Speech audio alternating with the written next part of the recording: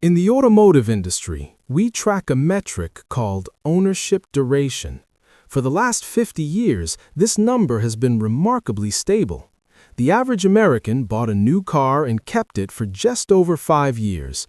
But in 2026, we are seeing a statistical anomaly that hasn't occurred since the 1970s oil crisis.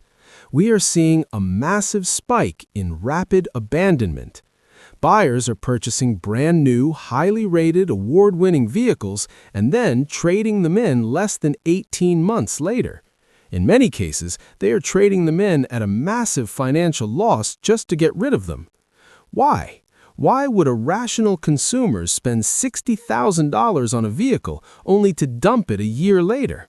The manufacturers will tell you it's about lifestyle changes. The data tells a darker story. It tells a story of user friction, of software that fights the driver, of infrastructure that creates anxiety, and of a realization that buying a smartphone on wheels means you also inherit the frustrations of a smartphone, bugs, glitches, and obsolescence. Today, we analyze the psychology of abandonment. We will break down exactly why the cool factor wore off and why the pain factor took over. I am Ask-Analogy. This is the anatomy of a market rejection. To understand abandonment, we must first understand the honeymoon phase.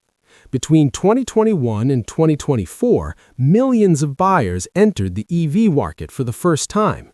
They were sold a vision, silence, instant torque, waking up to a full tank every morning. For the first 3 months, the novelty sustains the ownership experience. The acceleration is thrilling. The screens are impressive to show neighbors. But around month 6, the novelty curve intersects with the friction curve. This is the danger zone. This is where minor annoyances compound into major resentment.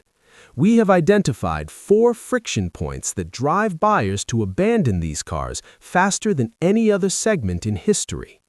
Friction point 1: digital fatigue syndrome.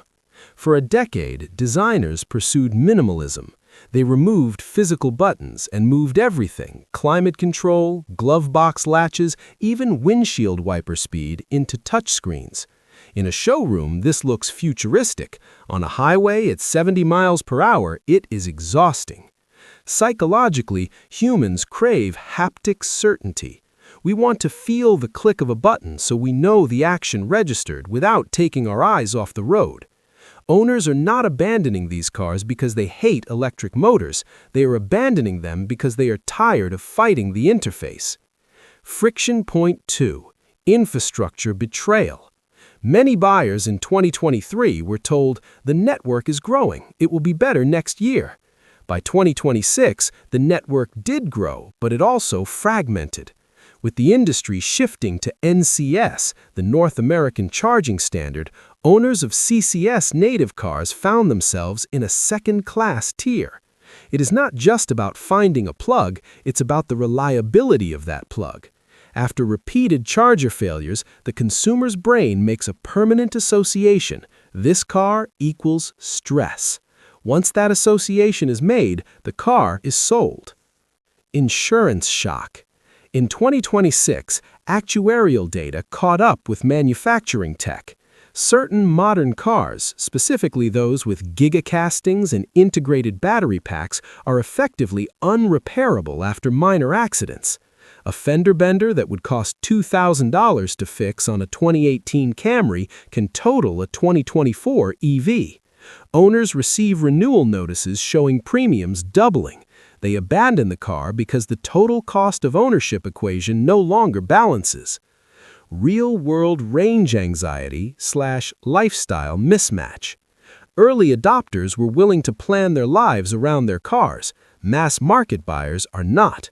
One-car households faced inability to drive long distances spontaneously or tow without range dropping 60%. The real-world range gap broke trust. Buyers were sold 300 miles. In winter, at highway speeds, they got 180. When trust is gone, the product is abandoned. Subscription fatigue. Animakers attempted to turn hardware features into monthly revenue streams: heated seats, faster acceleration, advanced cruise control, locked behind paywalls. While this makes business sense for the manufacturer, it creates psychological ownership friction for the buyer. Many owners switched back to older models or different brands simply because they refused to pay a monthly fee for hardware they physically owned. Analysts' takeaway: the market is maturing. The cool factor is no longer enough to mask the pain points. Buyers are voting with their wallets.